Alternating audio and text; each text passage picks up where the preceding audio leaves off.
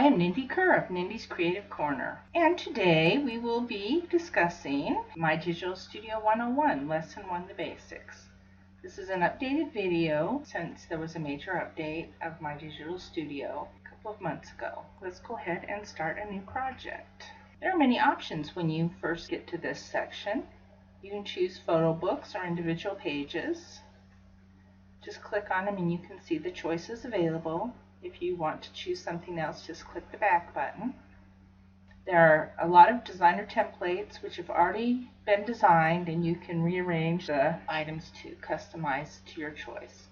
Or you can also choose from a previous project. Today we will be doing a card and a tag, a little card. We will do a portrait 4 1/4 by 5 1/2. You can also choose a designer template here. We will create our own today. You have to choose a name.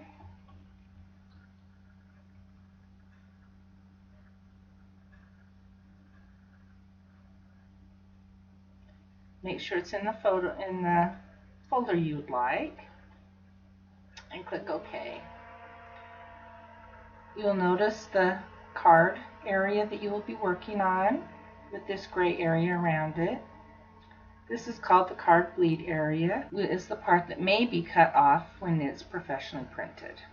Just click OK, or you can click this little box and it won't come back.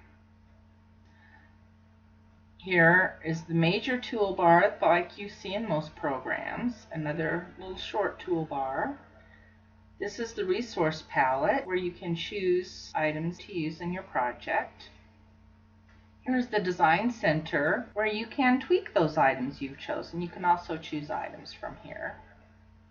These are the pages of your project. This is the zoom where you can change the zoom if you want it larger or fit to window. You'll get to see the whole thing. And the global search where you can search for anything you'd like. We will go ahead and just search stamps for thinking. How's that? Thinking of you.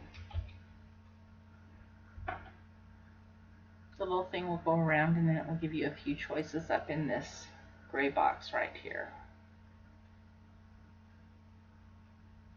You can click on as many as you would like. They will show up in the center of the project. When you're done, you can push close. You can move them. They come in layers.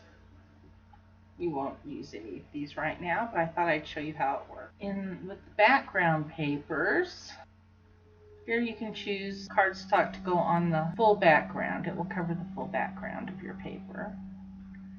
We will be using a designer series paper for our project. Here's cardstock that you can add as a page layer after you've selected one. You can click this box. You can also, I guess we will choose one. And let's get rid of our view, our bleed area. Okay. If you would like it a lighter color, you change the opacity. If there's anything under it though, you'll be able to see through it. So, okay, we will undo that one. I like to choose my papers from the resource palette. To do that, you click on the background paper over here, and it will show you lots of choices. Although they usually come with it. Starts out like that. We want Gingham Garden, so we will choose that. Click Open.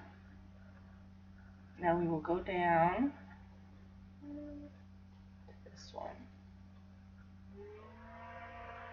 And it will show up on the whole background. Our next paper we want to add as a layer. You can either double click or click and drag. If you would like your paper smaller, with the design getting smaller also, you can do that. If you would like it resized, you can just crop it. We want it at 2 1/2.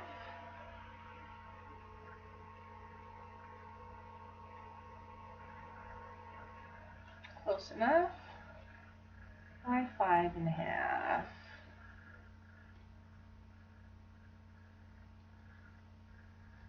That will never be where you want it exactly, so just position it where you want. Next, we will add a border punch. So go to Punches, Browse, go up to Borders, click OK. We'll be using the dotted scalloped border punch. We would like it to go up and down instead of horizontal, so we will rotate it right over here on the Design Center. Whichever element you are working with will show up in the Design Center so that you can do your tweaking from there. We would like a color other than gray, so we will go to Color Fill. And we would like Island Indigo. Hover over the little circle and it will show you the color. Here's the old color, here's the new color. There, now we have a lovely little scallop border. Now we're going to do some punch flowers. Go over here to Flowers, click Open. Here we will learn about resizing. Let's make this one just a little bit bigger. You can color it with the color fill. We want crushed curry.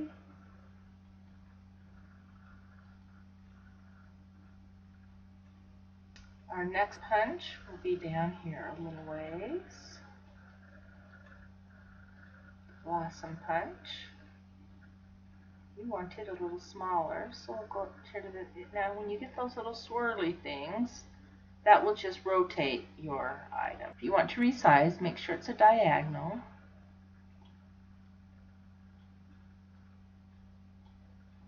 We want it a tinge bigger than that.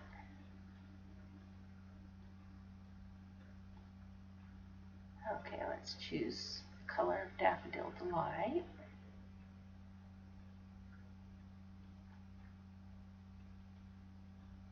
And right now, you can't see a big distinction between those punches. When we add the drop shadow, you'll see a bigger difference.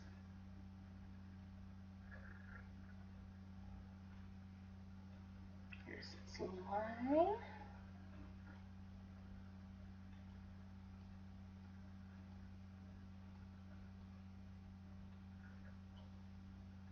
Okay, and we'll color this one, so saffron.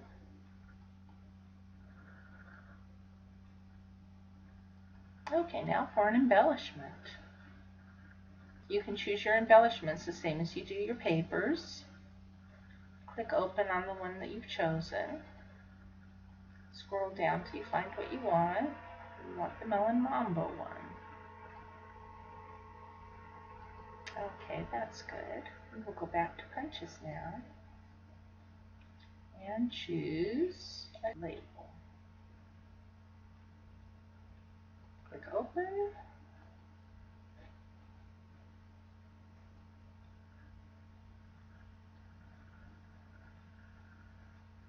If you would like to move your item just a little bit one way or another, you can use the arrow keys on your keyboard.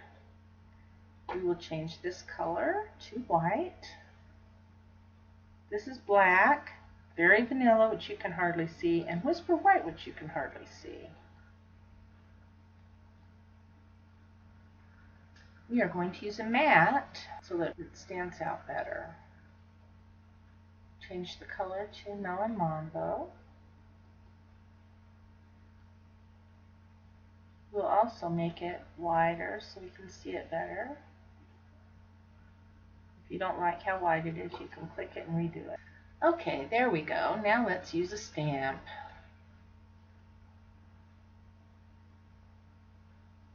Okay, we browse like we always do. And I want Kind and Cozy. And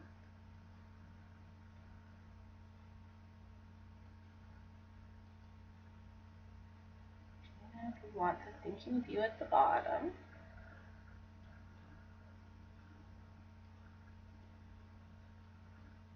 And we can also resize a lot of these, not all of them. If they are an SVG stamp, you can resize them easily. If they are not, then it may pixelate when you print it, although for digital it's just fine to resize it. Alright, let's change the color. We want Island Indigo. There's the old color, here's the new color.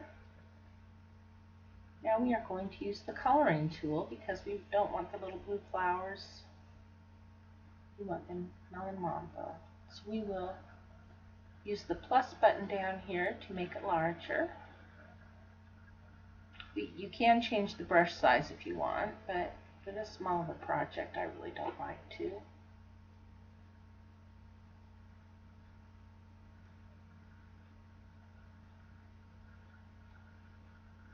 So I colored one, let's go down and color the other one. I really like this because I do enjoy coloring with markers on my stamps. And this is similar. These are the leaves.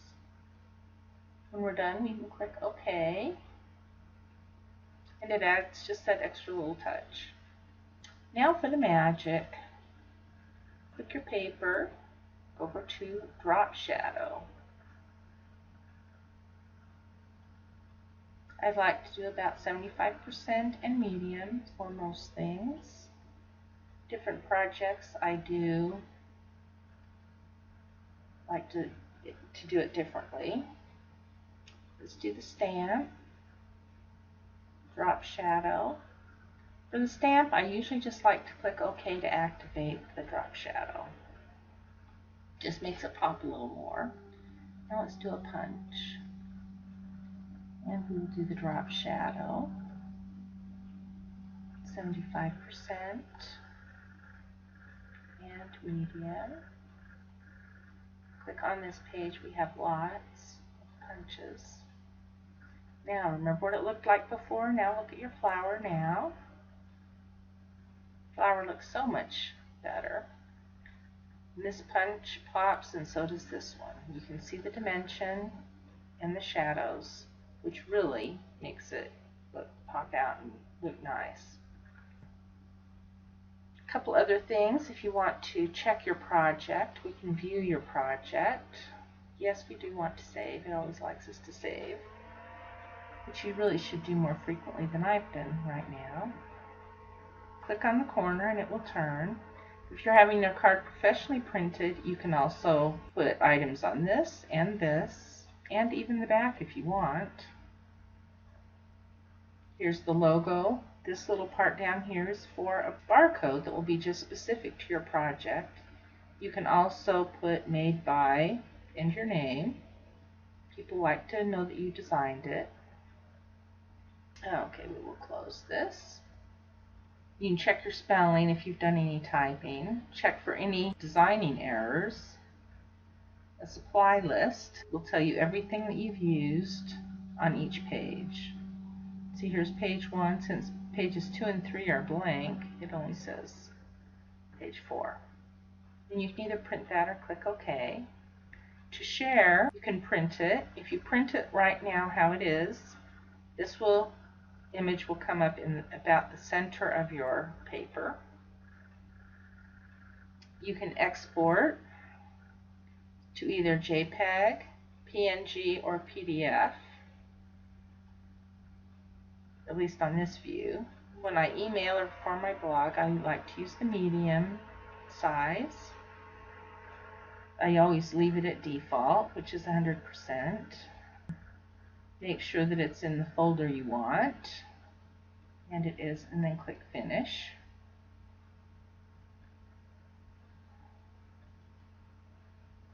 If you want to do a project for your e-cutter, you can do the Export to SVG icon. Here's where you click to order a professionally printed project. Click here and it will take you through the screens and help you get that taken care of. Usually though, when I am saving this as digital, I go through and delete the extra pages. Just click on it, then do a right click on your mouse and click delete page. And then click OK. Make sure and look at the page number so you're not deleting your main project. Another thing that you can do at the bottom is insert a blank page after, insert a blank page before, or if you want to play around with your design, insert a duplicate page.